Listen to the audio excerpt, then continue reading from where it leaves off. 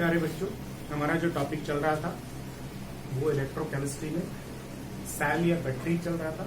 और उसमें हमने पढ़ा कि जो सेल या बैटरी हैं वो दो प्रकार के थे, प्राथमिक और द्वितीयक। जिसमें प्राथमिक हम पढ़ चुके थे, जिसके दो एग्जाम्पल हमने पढ़े। एक हमने पढ़ा सुस्त या लैक्लांसी सेल, और दूसरा जो हमने डिस्कस किया हमने मरकरी सेल। उसके बाद फिर हम आगे थे सेकेंडरी सेल के ऊपर, ये द्वितीयक सेल। द्वितीयक सेल में जो हमने डिस्कस किया था हमने सीसा संचयक सेल। अब एक अनादर टाइप का एग्जांपल और है यहाँ पर, द्वितीयक सेल में ही हम पढ़ रहे हैं द्वितीयक सेल। इसमें अगला जो एग्जांपल हम पढ़ने वाले हैं वो हम पढ़ेंगे, पहला हमने पढ़ लिया, दूसरा एग्जांपल पढ़ेंगे। और दूसरा जो एग्जांपल यहाँ डिस्कस करेंगे वो है निकिल कैडमियम सेल, निकैड या निकिल कैडमियम सेल। अब निकिल कैडमियम सेल क्या होता है, इसमें कौन एनोड कौन कैथोड और क्या भरा जाता है, तो ज्यादा कुछ कठिन नहीं है। आपको सीधी सी एक लाइन याद रखनी है। और कौन सी लाइन याद रखनी है, हालांकि मैं आपको 3-4 लाइनें बता चुका हूँ। शुष्क शैल वाली मैंने आपको बताई, ए जान आपके मांगने पर गोरा चित्तौड़ सूखा लेकर के आया। मरकरी सेल में मैंने कहा आपको कि अनजान से मिलकर मर गई पारो, मरकर भी काजल छोड़ गई, जेडेनो केओच को मरकरी सेल में भरकर मरकरी सेल को फोड़ गई। उसके बाद मैंने सीसा संचयक सेल में कहा कि अन्ना बोला लैला लैला, केजरीवाल बोला लैला ओ लैला। दोनों के ऊपर तेजाब डाला, 38 रुपए का खर्च आया, 1.2 1.3 में बांटा गया, खत्म हो गया काम। 4 दिन के अलग क्रिया, डिस्चार्जिंग के अलग क्रिया। अब है हमारे पास में निकल सेल।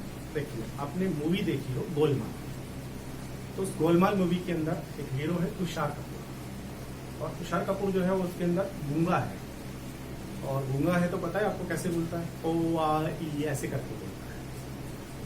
तो आजकल तो हमारे पास पेन ड्राइव होती है, लेकिन पेन ड्राइव से पहले डीवीडी और सीडी प्लेयर हुआ करते थे, एक सीडी हुआ करती थी। और वो जो सीडी है ना, उसके ऊपर कई बार स्क्रैच हो जाते थे। जब हम उसको डालते थे ना इस तरीके से, तो अटक जाया करती थी, चलती नहीं थी।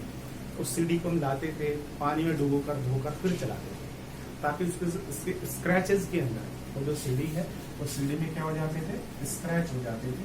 तो उसके जो स्क्रैच हो गए ना, उनमें डस्ट जो बढ़ी हुई है, वो डस्ट को निकालने के लिए हम क्या करते थे, इस सीडी को धो लेते थे, धो करके निकाल के फिर चलाते थे। तो एक सीडी याद रखना है, एक सीडी को, ये सीडी है खराब हो गई है, इसको धोना है। किसमें धोना है, एक सीडी को KOH में धो के निकाला, धो के निकाला। बस यहाँ से थोड़ा सा चेंज करना है, धो के निकाला को वो जो तुषार कपूर है गोलमाल मूवी वाला, तो कैसे बोलेगा, धो तो बोलेगा नहीं, वो क्या बोलेगा, एक सीडी को KOH में ओ के निकाला, धो के नहीं बोलेगा, धो की बजाय क्या बोलेगा वो, ओ के निकाला, ओ के निकाला। बस इतनी चीजें, एक सीडी को KOH में ओ के निकाला, that's all. Okay, nickel cadmium cell हो गया है। देखिएगा क्या क्या डाटा यहाँ से है। ए का मतलब सीधा सा समझ ही जाओगे आप, एनोड की बात कर रहा हूँ। सीडी का मतलब समझ जाओगे, कैडमियम की बात कर रहा हूँ। एनोड कैडमियम का बना होगा। तो फिर कैथोड बच गया है, कैथोड किसका बना होगा, कैडमियम है तो निकिल का। निकिल कहाँ है, ये रहा निकिल। लेकिन निकिल जो है उससे पहले देखो ओ का मतलब कितने बार ओ है, 2 बार ओ है। ओ किसने और कहा था, केजरीवाल बोला ओ लैला ओ लैला, तो PbO2 हो गया था, 2 ऑक्सीजन। ऐसे ही निकाला निकिल O मतलब NiO2। इसका क्या बनाना है, इसका बनाना है कैथोड। एनोड हो गया कैडमियम का, कैथोड हो गया NiO2 का, निकिल डाइऑक्साइड का। भरना क्या है, KOH को भरना है। बस ठीक है भाई, क्या होता है, सेल कुछ इस तरीके का होगा। कैडमियम का आपने ये पात्र ले लिया है, इसमें क्या भर दोगे, NiO2 भर दोगे, और इन दोनों बीच में क्या भर देना है, KOH भर देना है। ये आपके पास होंगे निकैड सेल। निकैड सेल, अब ये जो निकैड सेल, इसमें क्रिया क्या होगी, इसके अंदर देखो एनोड पे क्या क्रिया होगी, ज्यादा कठिन कुछ नहीं है। एनोड किसका बना हुआ है, सीडी का बना हुआ है, तो CD प्लस जहाँ KOH भरा हुआ है, KOH में क्या होंगे, OH नेगेटिव आयन होंगे, तो यहाँ से आ जाएंगे OH नेगेटिव आयन। CD क्या करेगा, 2 OH के साथ CdOH का होल ट्वाइस और 2 इलेक्ट्रॉन छोड़ देगा। ये क्रिया होगी एनोड पर। कैथोड पर क्रिया क्या क्रिया होने वाली है? तो बहुत इजी सी क्रिया कैथोड पर होगी। कैथोड किसका बना हुआ है? कैथोड बना है NiO2 का, तो यहाँ से NiO2 और क्या होगा? और होगा क्या? याद रखना है, इस KOH को आपने पानी में घोल करके भरा है, तो यहाँ पर क्या और होगा? वाटर होगा, पानी और होगा बेटा, ठीक है ना। तो NiO2 साथ में क्या होगा? वाटर, और पानी के कितने मॉलिक्यूल? 2 काम लगेंगे आपने। और क्या होगा? और यहाँ से आने वाले 2 इलेक्ट्रॉन होंगे। और क्या होगा? और देखिए होगा क्या, आप यहाँ की 2 ऑक्सीजन है, 1 ऑक्सीजन यहाँ, 1 ऑक्सीजन यहाँ, कितने OH बन जाएंगे? 1 2 3 4, 2 इलेक्ट्रॉन यहाँ से आ जाएंगे, 2 इसे निकल से निकलेंगे। क्या बच गया है यहाँ पर? निकल +2 हो गया है। OH कितने हो गए हैं? 4 हो गए हैं। 4 में से 2 को तो ये निकल ही पकड़ लेगा, जिससे क्या बन जाएगा? जिससे बन जाएगा NiOH का होल ट्वाइस और 2 OH रह जाएंगे। ये एनोड पर क्रिया होगी। ये क्रिया कहाँ पर होगी? कैथोड पर होगी। एनोड कैथोड की क्रिया आ गई है। अब नेट सेल रिएक्शन लिखना चाहो तो लिख सकते हो भाई। क्या हो जाएगा? देखिएगा क्या कट जाएगा? 2 इलेक्ट्रॉन से 2 इलेक्ट्रॉन कट जाएंगे। और क्या कट जाएगा? 2 OH से ये 2 OH कट जाएंगे। बच क्या गया है? यहाँ से बच गया CD, यहाँ से क्या बच गया है? यहाँ से बच गया है NiO2 और 2 क्या बच गए हैं? पानी। CD जो था कैडमियम, उससे बन गया है कैडमियम का हाइड्रोक्साइड, और निकिल से भी क्या बन गया है? निकिल का हाइड्रोक्साइड। ये हो गया नेट सेल रिएक्शन। ये हो गया निकेड सेल। निकेड सेल जो होता है भाई, इसका जो विद्युत वाहक बल बेटा कितना होता है? 1.4 वोल्ट होता है। ये जो सेल होता है निकिड सेल, थोड़े से महंगे होते हैं। जर्नली इस प्रकार की जो सेल हैं, इनको फोटोग्राफर जो होते हैं ना, वो फोटोग्राफर काम में लेते हैं। उनका वो जो कैमरा होता है, उस कैमरे में सेल लगे होते हैं। और ये जो सेल है ये रिचार्जेबल होते हैं। उनको ये इस प्रकार के सेल होते हैं, थोड़े महंगे आते हैं। नॉर्मली 250, 300, 400 रुपए का एक सेल आता है, और हमारा जो सेल वो 5-7 रुपए का आता है, ठीक है ना। देखने में वैसा ही होता है, लेकिन वो निकेड सेल होता है, रिचार्जेबल होता है। ये हो गया आपके सेल के प्रकार। तो हमने 2 प्रकार के सेल पढ़ लिए हैं। कौन कौन से 2 प्रकार के सेल पढ़ लिए हैं हमने? प्राथमिक सेल पढ़ लिया है और हमने द्वितीयक सेल पढ़ लिया। अब हमारा एक तीसरे प्रकार का और सेल बचता है, और वो कौन सा सेल है? वो है ईंधन सेल। तो अब हम ईंधन सेल के बारे में डिस्कस करेंगे।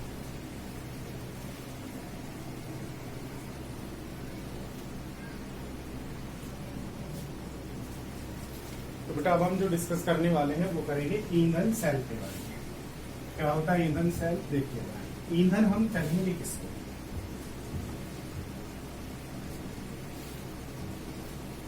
ईंधन सेल। ईंधन सेल, फ्यूल सेल। सबसे पहली चीज आती है निकल करके, ईंधन कहीं किसको? ईंधन किसको कहना है? ईंधन होता क्या है? देखो, हम जानते हैं लकड़ी हमारी ईंधन है, कोयला हमारा ईंधन होता है, पेट्रोल हमारा ईंधन होता है, डीजल हमारा ईंधन होता है। ईंधन कहते किसको है भाई?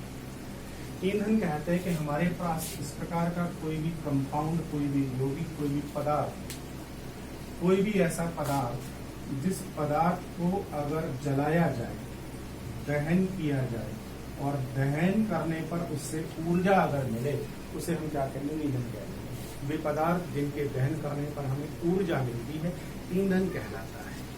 कौन सी ऊर्जा मिलती है? तो ये जो ऊर्जा है, ये प्रकाश ऊर्जा मिलती है, तापीय ऊर्जा मिलती है, इट मीन्स दहन ऊर्जा मिलती है। दहन ऊर्जा हमें यहाँ से मिलती है। तो इस प्रकार का पदार्थ जिसको जलाने से दहन ऊर्जा मिले, ईंधन कहलाता है। फिर ईंधन सेल कौन सा होगा? तो ईंधन सेल किसे कहेंगे? तो देखिए, पदार्थ आपके पास में है, दहन कराना है, तो उससे दहन ऊर्जा मिलेगी। लेकिन ऐसी कोई आप युक्ति बना लो, ऐसी कोई डिवाइस, ऐसा उपकरण बना लो जो इस दहन ऊर्जा को सीधे किसमें बदल दे? विद्युत ऊर्जा में। सोचो, ईंधन को जलाएं और जलाने पर निकलने वाली जो ऊर्जा है वो कौन सी ऊर्जा के रूप में निकले? विद्युत ऊर्जा के रूप में निकले। तो ऐसा जो उपकरण तुमने बनाया है, उस उपकरण को ही हम क्या नाम देंगे? उसे ही हम ईंधन सेल नाम देंगे। तो क्या परिभाषा होगी ईंधन सेल की? ईंधन सेल वे युक्तियां जो ईंधन की दहन ऊर्जा को विद्युत ऊर्जा में बदल देती है। वे युक्तियां जो ईंधन की कौन सी ऊर्जा को, दहन ऊर्जा को किसमें बदल देती है, विद्युत ऊर्जा में परिवर्तित कर देती है, ऐसी युक्तियां क्या कहलाती है, ईंधन सेल कहलाती है। ईंधन सेल के बहुत सारे उदाहरण होते हैं, लेकिन सबसे महत्वपूर्ण और आपके सिलेबस में जो उदाहरण है हमें उसके बारे में अध्ययन करना है। और वो जो उदाहरण है आपके सिलेबस में, वो उदाहरण कौन सा है, वो उदाहरण है हाइड्रोजन ऑक्सीजन सेल। जो उदाहरण है वो कौन सा है, हाइड्रोजन ऑक्सीजन सेल। ये ईंधन सेल का उदाहरण है। अब हाइड्रोजन ऑक्सीजन सेल में होता क्या है, ठीक है ना, देखिए क्या होता है। इस सेल के अंदर क्या होता है, इस सेल के अंदर हम क्या करते हैं, इसके अंदर प्लेटिनम के 2 वायर ले लेते हैं। ये प्लेटिनम के 2 वायर हैं, तो प्लेटिनम के लिए ग्रेफाइट, इसके हैं ग्रेफाइट, ये भी ग्रेफाइट और ये भी क्या है, ग्रेफाइट। और इस ग्रेफाइट को छिद्रित लेते हैं, छिद्र होंगे इसमें बारीक बारीक, छिद्रित, पोरस, पोरस ग्रेफाइट, छिद्रित ग्रेफाइट। तो आपने ले लिया, और लेने के बाद इस ग्रेफाइट के ऊपर हम क्या करते हैं, जो उत्प्रेरकीय धातु होती है, उन उत्प्रेरकीय धातुओं की इसके ऊपर क्या कर देते हैं, परत चढ़ा देते हैं। उत्प्रेरकीय धातुओं की परत चढ़ा देते हैं। जैसे कौन सी धातु है, प्लेटिनम, निकेल, पैलेडियम आदि, इनकी परत चढ़ा देते हैं। परत चढ़ाने के बाद ये दोनों के दोनों ग्रेफाइट के जो तार हैं, इन दोनों तारों को निकाल देते हैं। इस ग्रेफाइट के तार से संबंधित यहाँ पर हम एक कक्ष बना देते हैं, चैम्बर, और यहाँ से भी संबंधित एक कक्ष या चैम्बर बना देते हैं, और दोनों को नीचे से जोड़ देते हैं इस प्रकार से। ये जो हमारे पास युक्ति बन रही है, यही होती है ईंधन सेल। अब आपको याद रखना है, ईंधन सेल का एग्जाम्पल हाइड्रोजन ऑक्सीजन सेल है, और ये सेल जनरली जो रॉकेट वगैरह होते हैं, उन रॉकेटों को अंतरिक्ष में ले जाने के काम आता है। इसका मतलब रॉकेटों को भगाता है आगे। आगे भगाने को हम क्या कहते हैं, याद करो, गांव में आगे भगाना है किसी चीज को, क्या कहते हैं उसको कहते हैं हाँकना, हाँको, हाँकता है। तो ये भी क्या काम करता है, ये रॉकेट को हाँकता है, हाँको, हाँको याद रखना है। हाँको का मतलब होता है HACO, HACO। H का मतलब क्या है, H का मतलब होता है हाइड्रोजन, और A का मतलब है एनोड, ठीक है बेटा, और O का मतलब है ऑक्सीजन, और C का मतलब है कैथोड। अब आपको क्या करना है, ये जो दोनों आपने कक्ष बनाए हैं, इन कक्षों में एक कक्ष के अंदर आपको हाइड्रोजन गैस पास करनी है, और दूसरा जो कक्ष है उस कक्ष में आपको ऑक्सीजन गैस पास करनी है। जब इधर से ऑक्सीजन पास कर रहे हो, इधर से हाइड्रोजन पास कर रहे हो, तो इन दोनों इलेक्ट्रोडों में से, जो ग्रेफाइट के आपने छिद्रित इलेक्ट्रोड लगाए हैं, इन दोनों इलेक्ट्रोडों में से एक एनोड बनेगा, कैथोड बनेगा। एग्जाम में बस हमारे यही कंफ्यूजन फंसेगा कि सर एनोड कौन सा है, कैथोड कौन सा है, ठीक है ना। तो हाँको याद रखना है, क्योंकि ये रॉकेट को हाँकने में काम आता है, इसलिए हाँको HACO, हाइड्रोजन वाला एनोड होगा, ऑक्सीजन वाला कैथोड होगा। तो जिधर से आपने हाइड्रोजन गैस प्रवाहित की है ना, तो ये वाला जो इलेक्ट्रोड है याद रखना है, ये क्या बनेगा, ग्रेफाइट की रोड एनोड, और जिधर से तुमने ऑक्सीजन प्रवाहित की है ना, ये वाला क्या बनने वाला है, आपका कैथोड, ठीक है। अब इन दोनों के बीच में यहाँ वैद्युत अपघट्य के रूप में क्या भरते हैं, तो यहाँ पर KOH का जलीय जो विलयन है, इस जलीय विलयन को हम यहाँ वैद्युत अपघट्य के रूप में भर देते। जैसे इन दोनों को हम परिपथ से जोड़ेंगे, तो यहाँ पर धारा का प्रवाह होने लग जाता है।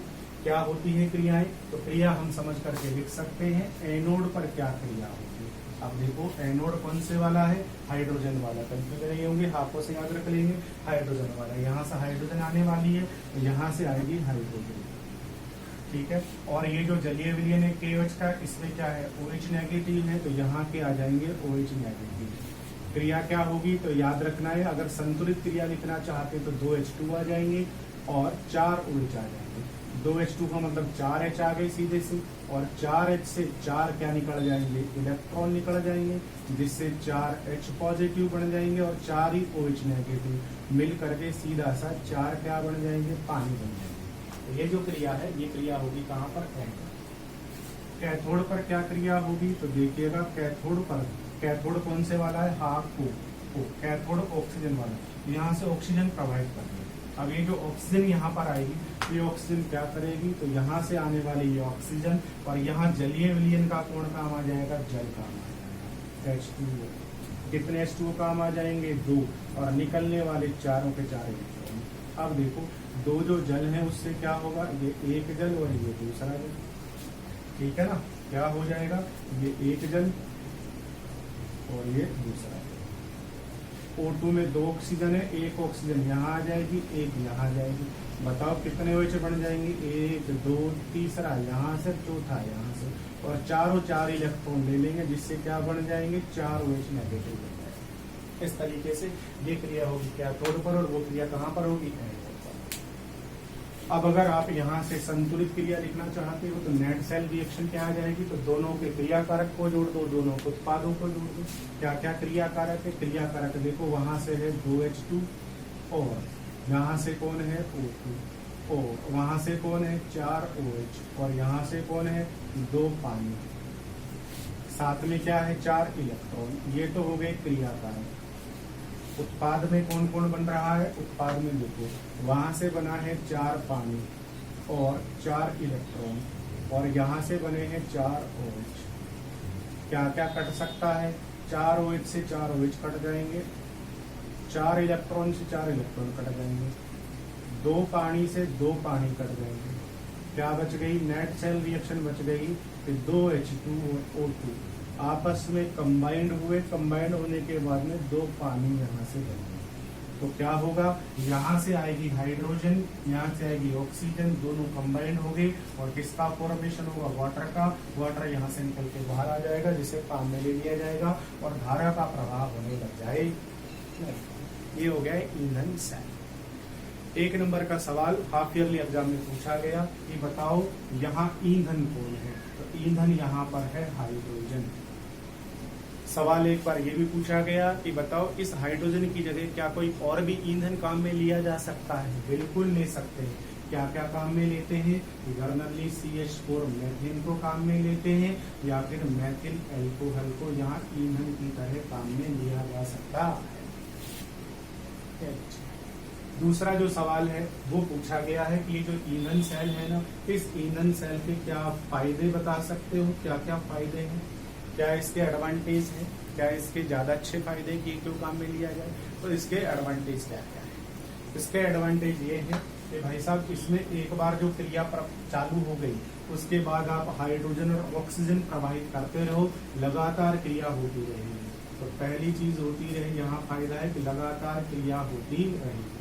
बस आप तो ऑक्सीजन हाइड्रोजन प्रवाहित करते रहो, लगातार पानी बनता जाएगा और यहाँ पर क्या होता रहेगा, यहाँ पर आपकी धारा प्रवाहित होती रहेगी। दूसरा इसका फायदा क्या है, अगर आप जैसे हम इंजन में पेट्रोल डीजल जलाते हैं, कोयला जलाते हैं, तो उसकी जो दक्षता होती है ना वो लगभग 40% ही होती है।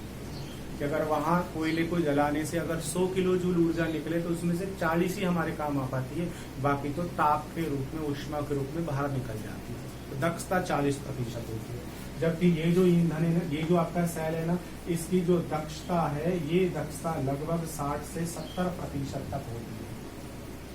ठीक है, और अभी वैज्ञानिक प्रयास कर रहे हैं कि इसे पूरा बढ़ा करके 100 का 100% कर दिया जाए।